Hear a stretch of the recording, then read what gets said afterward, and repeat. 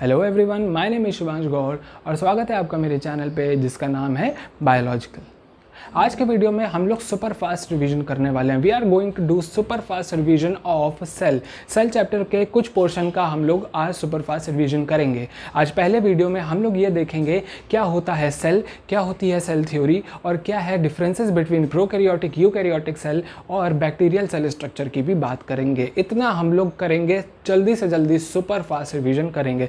तो अगर चैनल अभी तक सब्सक्राइब नहीं किया है तो कर दो, ये वीडियो अपने फ्रेंड्स के साथ शेयर कर दो और इस वीडियो को अंत तक देखना। इसके बाद प्रोकैरियोटिक सेल के जितने भी आपके डाउट्स होंगे सब क्लियर हो जाएंगे और बहुत सुपर फास्ट रिवीजन हो जाएगा।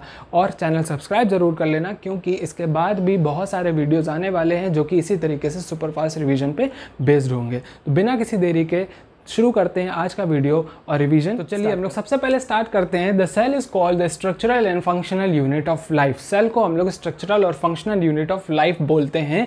यूनिसेलुलर ऑर्गेनिजम्स की अगर हम लोग बात करें तो they are capable of reproduction, they are capable of excretion, they are capable of nutrition, transportation and all the processes which are important for life. Life को चलाने के लिए जितने भी इंपॉर्टेंट प्रोसेस होते हैं वो एक सिंगल सेल भी कर सकता है, जो कि एक मल्टी सेलुलर या जिसमें ऑर्गन सिस्टम होता है।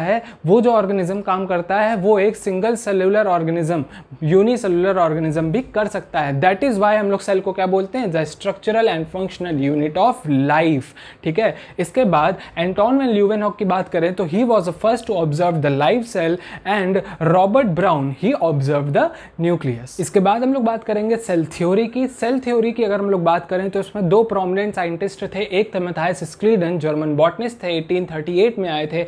और दूसरे आपके साइंटिस्ट थे थियोडोर बोवरी, जो कि ब्रिटिश जूलॉजिस्ट थे। इनको आपको याद रखना होगा। He was the German botanist, Matthias Schleiden 1838, Theodor Boveri British zoologist 1839 में आए थे।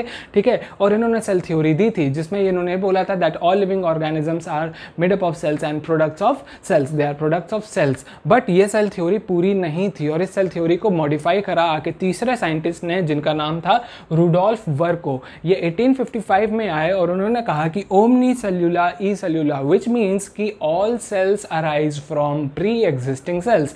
ये पॉइंट मिसिंग था। मैथायस स्क्लीडन और थियोडोर बोवरी की जो सेल थ्योरी थी उसमें ये पॉइंट मिसिंग था कि भाई नए सेल्स आते कहाँ से हैं और ये नए सेल्स कहाँ से आते हैं, इनकी एग्जिस्टेंस को बताया था किसने, रुडोल्फ वर्को ने बताया था। तो so the cell theory, final shape to the cell theory was given by Rudolf Virchow. Final shape Rudolf Virchow ने दिया था और उन्होंने कहा था omnis cellula e cellula, that is all cells arise from pre existing cells. इसके बाद हम लोग देखने जा रहे हैं कुछ some of the basic differences between the prokaryotic cell and eukaryotic cell. अगर इसके बारे में अगर आप लोगों को डिटेल लेक्चर्स लेने हैं तो आप मेरी सेल वाली यूनिट के पूरी प्लेलिस्ट देख सकते हैं। पूरे 15 वीडियोस हैं, पूरे सेल चैप्टर पे आप जाके देख सकते हैं। और अगर आपको रिवीजन करना है तो आप ये वीडियो अंत तक देखते रहें। प्रोकैरियोटिक सेल और यूकैरियोटिक सेल में क्या है बेसिक डिफरेंसेस। सबसे पहला डिफरेंस क्या है, primitive nucleus without nuclear membrane. Pro का मतलब ही क्या होता है, प्रिमिटिव, मतलब not well developed. Not well developed nucleus जो होता है वो अच्छे से डेवलप्ड नहीं है, बल्कि न्यूक्लियस बोलते ही नहीं, हम लोग न्यूक्लियोइड बोलते हैं। क्या बोलते हैं, न्यूक्लियोइड बोलते हैं। क्यों, क्योंकि न्यूक्लियर मेम्ब्रेन एब्सेंट होती है। जबकि यूकैरियोटिक की अगर हम लोग बात करें इसमें ट्रू न्यूक्लियस होता है। यू मीन्स ट्रू होता है, true nucleus that is well developed nucleus होता है और इसमें न्यूक्लियर मेम्ब्रेन प्रेजेंट होती है। अगर दूसरे एक डिफरेंस की बात करें तो ये होता है कि मेम्ब्रेन बाउंड ऑर्गेनल्स जो होती हैं वो एब्सेंट होती हैं। प्रोकैरियोटिक सेल में जितने भी मेम्ब्रेन बाउंड ऑर्गेनल्स हैं, कोई भी नाम ले लो मेम्ब्रेन बाउंड ऑर्गेनल, चाहे वो क्लोरोप्लास्ट हो, चाहे वो एंडोप्लाज्मिक रेटिकुलम हो, गोल्गी अपरेटस हो और माइटोकॉन्ड्रिया हो, कितने भी आप नाम ले लो, जितने भी मेम्ब्रेन बाउंड ऑर्गेनल्स हैं they are all absent in prokaryotic cell. Prokaryotic cell में कुछ भी नहीं प्रेजेंट होता है, जबकि all of them they are present in membrane bound organelles, they are present in eukaryotic cell. Eukaryotic cell में ये सारे मेम्ब्रेन बाउंड ऑर्गेनल्स प्रेजेंट होते हैं। फिर अगर हम लोग राइबोसोम्स की बात करें, राइबोसोम्स एक ऐसा सेल ऑर्गेनेल है जो कि मेम्ब्रेन बाउंड नहीं है। It is known as naked cell organelle. इसमें मेम्ब्रेन नहीं होती है। That is why it is present in both prokaryotic and eukaryotic cell. Ribosome एक ऐसा सेल ऑर्गेनेल है जो कि प्रोकैरियोटिक सेल में भी है और यूकैरियोटिक सेल में भी है। राइबोसोम की अगर हम लोग बात करें तो ये होता है 70S। ये 70S होता है प्रोकैरियोटिक सेल में, जिसकी दो सब यूनिट्स होती हैं 50S एंड 30S। लेकिन अगर यूकैरियोटिक सेल की बात करें तो इसमें जो राइबोसोम्स होते हैं ये 70S भी होते हैं और 80S भी प्रेजेंट होते हैं। दो तरीके के राइबोसोम्स प्रेजेंट होते हैं। 70S वाले की सब यूनिट्स आप लोग जानते हैं क्या होती हैं, 80 वाले की सब यूनिट्स क्या होती हैं, 60S and 40S। So these are some of the basic differences, these are some of the basic differences between prokaryotic cell and eukaryotic cell. इसके बाद अगर हम लोग प्रोकैरियोटिक सेल की बात करें, if we talk about prokaryotic cell, तो prokaryotic cells में आते हैं बैक्टीरिया आते हैं, माइकोप्लाज्मा आते हैं, ब्लू ग्रीन एल्गी आते हैं, इसको साइनोबैक्टीरिया भी बोलते हैं, and PPLO that is pleuropneumonia like organisms, ये लोग भी इसी में आते हैं। किस में आते हैं? प्रोकैरियोटिक सेल में आते हैं। अगर हम लोग बैक्टीरिया की बात करें तो bacteria on the basis of their shape they are divided into 4 categories, जो आपको पता होगी। कॉकस जो होते हैं they are of spherical shape, bacillus जो होते हैं they are of rod shape, spirillum जो होते हैं वो स्पाइरल शेप के होते हैं, और विब्रियो जो होते हैं वो कॉमा शेप्ड के होते हैं। और अगर हम लोग बैक्टीरियल सेल स्ट्रक्चर की बात करते हैं तो जो हमें सेल एनवेलप देखने को मिलता है, जो सेल एनवेलप होता है ये एक केमिकली कॉम्प्लेक्स स्ट्रक्चर होता है। It is different from the cell envelope of eukaryotic cell. Eukaryotic cell के सेल एनवेलप से ये क्या होता है? डिफरेंट होता है, ठीक है ना। इसमें सेल एनवेलप जो होता है वो 3 लेयर्स का बना होता है। It is made up of 3 layers. Glycocalyx जो होती है वो आउटर मोस्ट लेयर होती है, सेल वॉल जो होती है वो मिडिल लेयर होती है, और प्लाज्मा मेम्ब्रेन जो होती है वो इनर मोस्ट लेयर होती है। Plasma membrane is the inner most layer.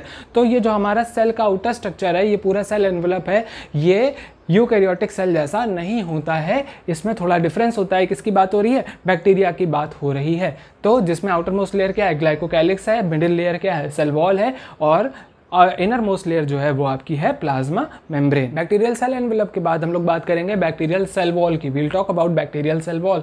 तो अगर सेल वॉल की बात करते हैं तो mainly made up of peptidoglycan. याद रखना किसकी बनी होती है? Cell wall is made up of peptidoglycan, और इसमें हमारे पास 2 यूनिट्स होती हैं। एक होती है NAG that is N-acetyl glucosamine, and एक होता है NAM that is N-acetyl muramic acid. तो ये 2 यूनिट से मिलकर हमारे पेप्टाइडोग्लाइकैन बनता है। इसके मिलकर क्या बनता है? पेप्टाइडोग्लाइकैन बनता है। अब इसके बेसिस पे देखिए, पेप्टाइडोग्लाइकैन की थिकनेस के बेसिस पे हमारे पास 2 तरीके के बैक्टीरिया होते हैं। एक होते हैं ग्राम पॉजिटिव बैक्टीरिया, होते हैं ग्राम नेगेटिव बैक्टीरिया, और इनको डिफ्रेंशिएट करने का जो तरीका निकाला था वो निकाला था क्रिश्चियन ग्राम ने। किसने निकाला था? क्रिश्चियन ग्राम ने, ठीक है ना। क्रिश्चियन ग्राम ने बैक्टीरिया को डिफ्रेंशिएट करा था, और इसमें पेप्टाइडोग्लाइकैन की थिकनेस जो थी one of the most important reason थी।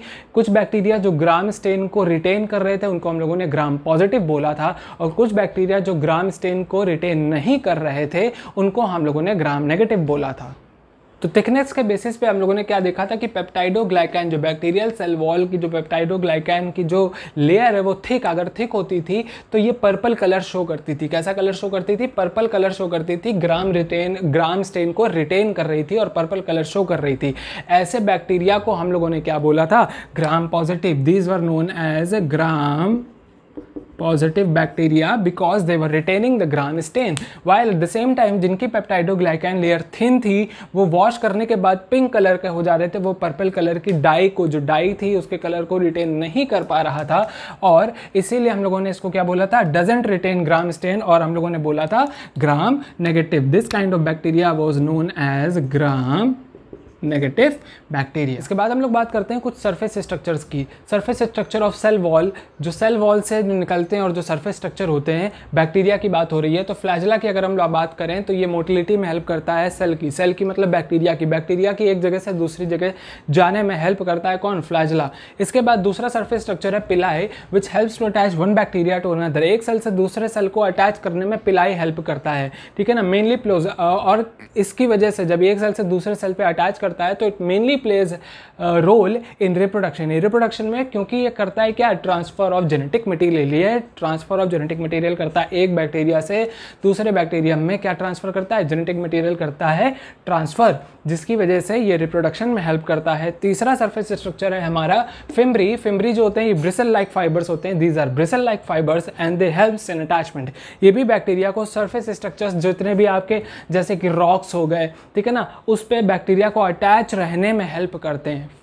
फ्लैजला किसमें हेल्प करते हैं? एक जगह से दूसरी जगह जाने में। लेकिन अगर बैक्टीरिया एक जगह से दूसरी जगह नहीं जाना चाहता है, वो एक जगह रुका रहना चाहता है, तो उसको पकड़ने में, उस सरफेस को पकड़ने में कौन हेल्प करता है? अटैचमेंट में कौन हेल्प करता है? फिम्ब्री हेल्प करता है। So these are the 3 surface structures of bacteria, flagella, pili and fimbriae.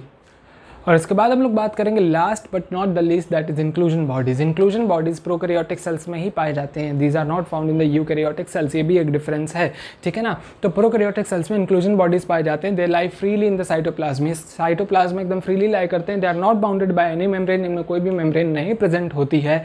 फिर उसके अलावा इनका काम क्या होता है, it helps in the storage of different substances. Different substances को स्टोर करने में हेल्प करते हैं और भी दूसरी चीज़ों में हेल्प करते हैं। फॉर एग्जाम्पल हमारे पास साइनोफाइसियन ग्रैन्यूल्स होते हैं, we have gas vacuoles, we have glycogen granules, these are present in the prokaryotic cells. For example glycogen granules, जैसा कि अपने नाम से बता रहे हैं क्या स्टोर करेंगे, they will store glycogen।